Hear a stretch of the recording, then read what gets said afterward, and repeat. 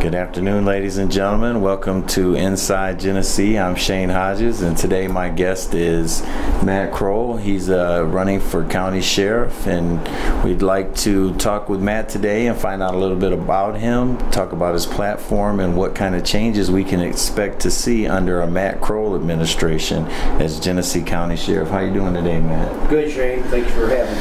Yes, sir. It's good to see you. It's really good to get this connection with you now, to bring you to the people and let people know what's gonna, what are their options for change in this community, because that's what is going to make things different. We have to make changes. Sometimes they're tough and sometimes they're hard because it's been a certain way for so long, but it's time to make a change. Let's make positive, healthy change. Exactly. So, a lot of people who don't know you, what about your law enforcement background, training, anything like that? Were you in the services, any special forces, anything like that, or you're just... I did join the Marine Corps in 1978. I was a rebellious kid. I got into a fight with my DI. They sent me home under a general discharge under honorable conditions. I am not a Marine. Okay. I did not graduate. I do not have a law enforcement degree. I've never been involved in law enforcement. I do know the law, though, yes. and it's more of an administrative position for sheriff, and under sheriff on down, they all have to be certified police officers, so they understand the state and local laws. The sheriff is the only elected law enforcement in all of the United States. There's a good reason for that.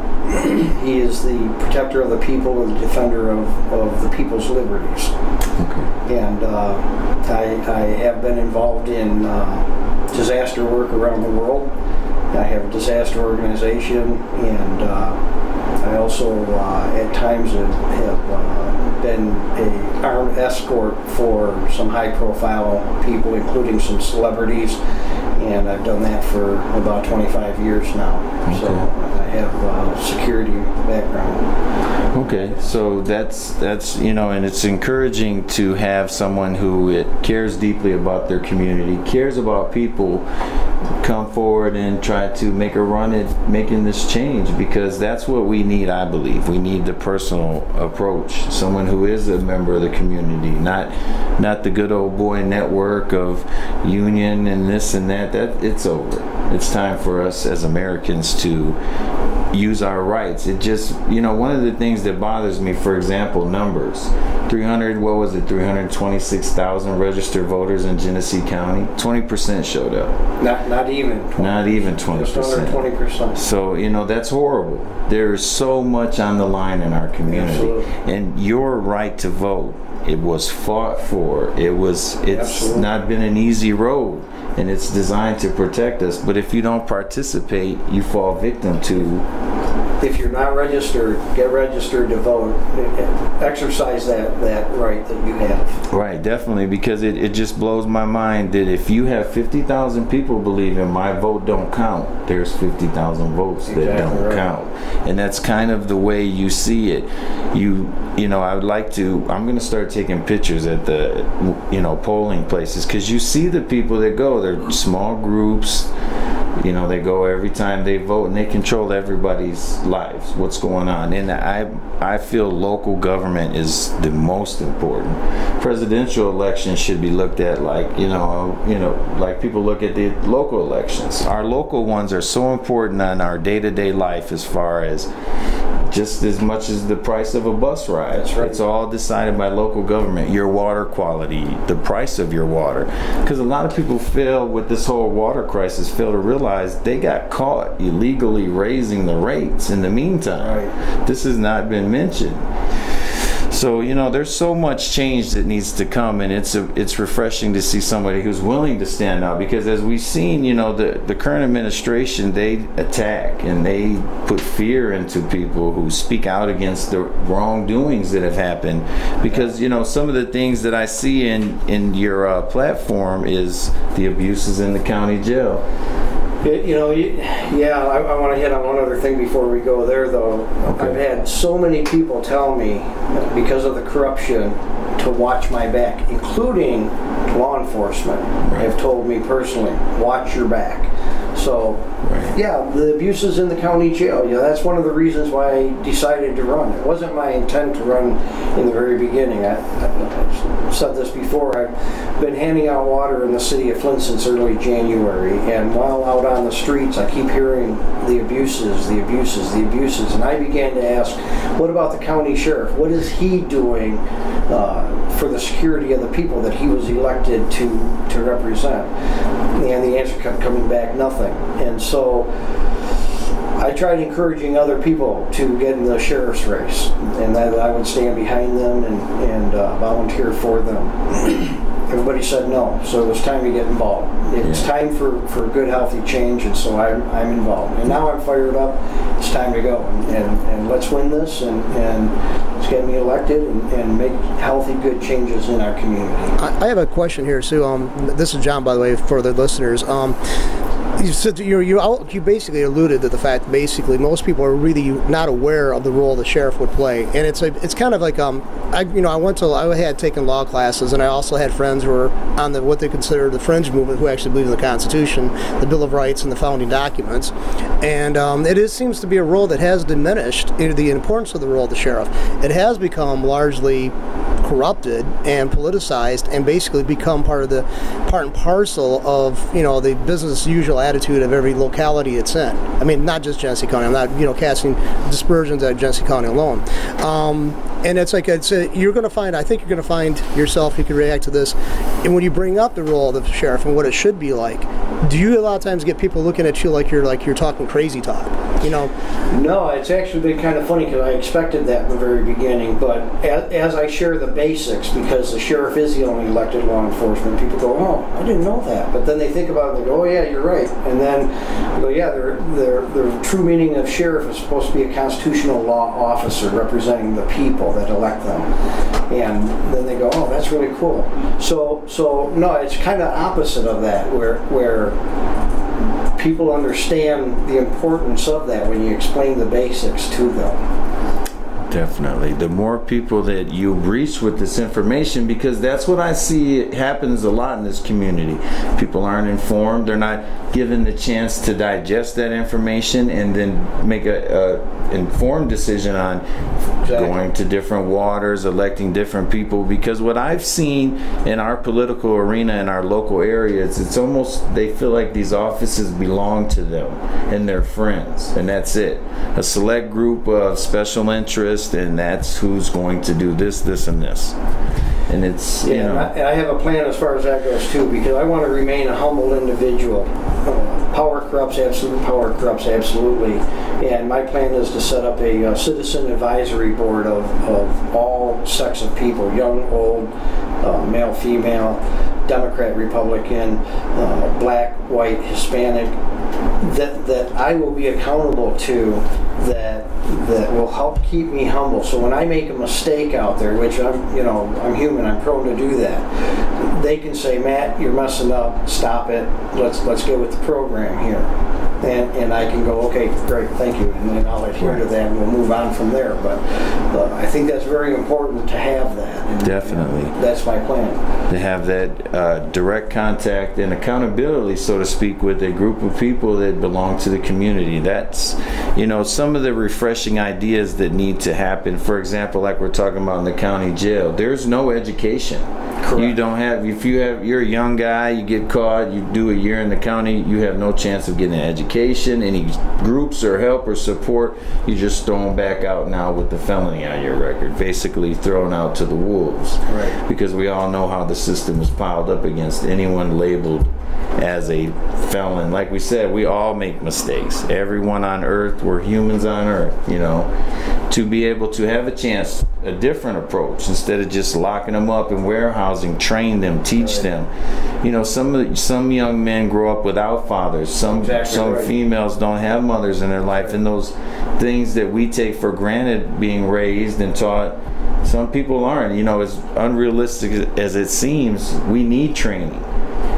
having different options, high school, vocational training, all these need to be a part of our community. And I know it goes past the sheriff's office, but these are some of the, the progressive things that need to happen if we're going to save these communities. Yeah, I don't know what they have offering other than. I'm sure they have chaplain services. Yeah, they do have the chaplain over there and Forgotten Man Ministries and all of that. But as far as the education, I'm not sure. Now, I'll be honest with you because I want to be transparent. Yeah. When I was a young man, I got into some trouble. Yeah. And I did time in county lockup in Oakland County. I did 40 days. While I was there, a social worker came up to me and asked if I had high school diploma, asked if I had a GED because I did not, and I actually got my GED before I went into the military, but it was something that they offered in the county jail. Right. And I think that'd be very important to offer here if it's not available. Definitely, and it's not available in the Genesee County Jail. You don't have that opportunity, right? And those are some of the small things, grant funded. I'm sure that it's available. Absolutely. If you just go after those type of resources. Exactly. What we see in our county, for example, is our motorcycle parade brigade, whose only job is to do figure eights while the sheriff works. Those motorcycles and those officers, I feel like they're being wasted. There's different things that could be done. What do you think about that? Well, I think that, I believe that there's 18, I could be wrong about that number, but my understanding is there's 18 motorcycles. In the 33 years I've lived in Genesee County, other than parades, I think I've seen them out maybe 3 times in 33 years. And now they don't do traffic, or because I've never been pulled over that I've ever ticketed. seen. No, I don't even see them on the side of the road looking for traffic violators. So I would eliminate the majority of them. I might keep a half dozen. Okay. And they would begin to be used for patrol. They would also begin to let those trained officers go into the schools and teach about motorcycle safety, not only for the up-and-coming people that are going to maybe purchase motorcycles, but also they're going to be driving cars one day. Right, so, other drivers and so how to deal with a motorcycle out there on the road. And so there's lots of education that can be afforded the community that way. The high-speed pursuit cars, let's get rid of those. They're not being used. They're for show and tell strictly, parades, and that's pretty much it. Let's bring in some more officers. The chief of police of the city of Flint, Tim Johnson, asked the sheriff for assistance in 911 calls because they're overwhelmed with 911 calls in the city. The sheriff said no. Okay. I won't do that. I will assist Chief Johnson. We will bring in additional officers by getting rid of the wasteful spending right now. Bring them in and let them assist the community. Yeah, and I think it's time for a shake-up in all this stuff because you see the headlines for the elder abuse and the animal control. If you know anything about Genesee County animal control, it's totally out of shape. People have been getting in trouble for lots of different things. It's not working. Yeah, and I'm not going to stop. I'm not going to stop those. Those are good programs, right? They're honorable programs. I'm not going to stop any of those. We need to not have elder abuse, people taking advantage of elders' monies and all that kind of stuff. Same thing, I own little dogs, you know, and I've owned big dogs. My dream as a kid was to be a veterinarian. I had horses and rabbits, and my kids were raised on a small farm north side of Fenton where we had cows and pigs and chickens. And, so I'm all about, good taking care and kindness towards animals. The Bible says the righteous man careth for the needs of the animals. Yes. I understand that. The same thing with the paramedics. We have a great paramedic team.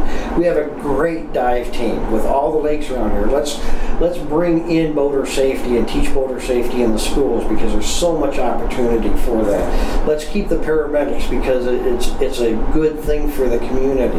Yes. So those things wouldn't change under my administration.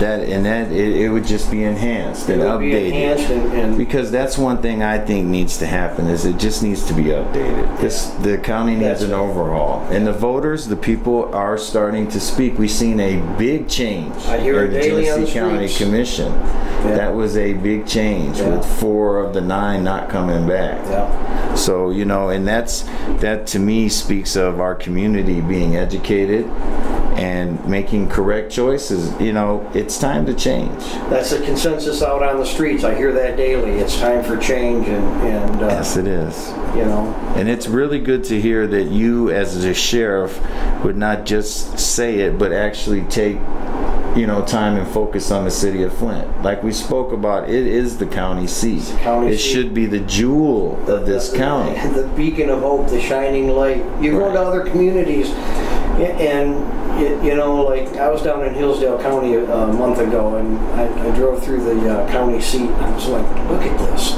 People take pride in it. Right, definitely. Well, let's do the same thing here in Flint. Flint has that opportunity. Yeah. Flint is a great city. Yes, it's it a is. great town. It's got great people in it. And so let's build on that and build Flint back to where it's supposed to be. Definitely. I'm with you 100%. Just looking over a few of your platform, is there some things you would like to let the people know that is really near and dear to you, and the motivating factor behind what we can do as a community? And stopping the abuses in the county jail, stopping the crowding in the county jail. I think we hit on a couple of those. Yes. I want to see public servant brought back into the sheriff's department, and I believe that the sheriff's department can then begin to reflect within the rest of the community. You go to the county courthouse because you have to file paperwork, or because you're a family member of somebody that got in trouble, or you've been accused of a crime, right. Innocent until proven guilty, right? Exactly the way it's right. supposed to work. So you go there, and the deputies are like standing there like at attention, like some kind of Stalag 13 guard, and they're like, empty everything out of your pockets. And you go, hey, how you doing today? And they're like, I said empty everything out of your pockets. Right. And forget that. It needs to be, how you doing today, sir? Would you mind taking everything out of your pockets? Procedure. Wouldn't that be? Yes, it's definitely. no more words, no less words, but attitude is everything. Yes, it is. So you're a public servant. You're hired by the people. You're paid. Your salary is paid by the taxpaying people, whether you have committed a crime or not. Treat everybody the same. Treat everybody with a smile. There's nothing wrong with that. You're going to make them feel better. Let's bring community trust back from the police department, so that eventually that can come back into the police can begin to trust the community as well. Right. But it starts in the police department first, because you're the public servant. Right. And it starts with the sheriff, because he's the main guy. And if I'm going to bring it back to where I greet the deputies and the clerks in such a way, then I expect them to treat the community in such a way. And I know that if I walk into a store and I say hello to somebody and I greet them with a smile, they return that back definitely. to me. So let's do that. You get what you give. Service. Yes, I wholeheartedly agree that integrity and ethics need to be returned to that county jail. Absolutely. The deputies need to treat people with the same respect that they demand. Absolutely. And that's where we're at right now as a community, as a nation. We see it all blue around lives the world. do matter, but all lives matter. Yes, they do. And that's where we're, these different subgroups are breaking off, but it's really all of us. It's Absolutely. us, the American people, regardless of your cultural or your color or whatever differences you may have. We're Americans in America. Absolutely. And we should treat each other as such. And that's how I stand on everything as far as people's rights. Yeah. We're Americans. That's exactly right. Some of the other programs is Coffee with a Cop, so that people can begin to understand police officers and they can befriend them. Yes, that is an excellent program. I go to everyone I can to meet these people that, when you're pulled over, there's nothing like that fear of being pulled over, what's going on. Right. And to have that personal contact is necessary, because it's for the officers as well, because you start looking at them as friends or relatives or friends of relatives and human beings instead of targeting. Right. Targeting, this is, basing every decision you make on stereotypes and things like that. That's not going to help anybody. No, it doesn't. So yeah, what about you, John? Do you have anything you'd like to say? Well, listen to this. He's got some ideas that I think that are appropriate. I mean, I think that, another thing is I simply think that to have change, you have to have real change, and basically means get out of the same kind of rut that who you draw your people from. And basically, we have people in the sheriff's department right now. The guy where he was briefly a law enforcement officer, then went into the federal agencies as a polygraph examiner, and then he came back and he's an administrator. Okay, I don't think he's ever been too much on the streets. Some people say there's a great deal of, that's really needed. They think that being a law enforcement officer is needed, but they fail to understand that our society's demanded more and more of education for people, as it's gotten more complicated, more sophisticated, as some people would say. But they place so much of an emphasis on being law enforcement, they also realize along with that comes just accepted notions that are actually very corruptive and corrosive to the public trust. And I think the biggest one would be, you mentioned before, have a review board that is going to go, you have to answer to. I think a lot of times we had the ombudsman office, here in Flint, and that's been largely done away with because of budget constraints. I think there's got to be at national level, I think there's got to be kind of a development of some kind of review where you have citizens input when there is a shooting or some deadly force or some other fashion is utilized. Because let's face it, even if the practical matter, if you just want to look at the brass tacks, everybody who is a taxpayer is now having to be on the hook for the actions of these law enforcement officers. But it's really hard to formulate on the spur of the moment when somebody asks you this. But how would you go about drawing these people for the group that you're talking about? How would you go about drawing these people together? I mean, would you have a selective process? Would it be kind of a vote? Somebody would run and they'd see if they can get enough votes within a smaller group, or how would that be accomplished? This review group. How would you choose the review board? Yeah, I know that I would want a few people that I already know that do hold me accountable as a person anyhow, either members from my church or just people that I've met within the community. So I think some of those, but I think that overall it should be something where the community picks those people.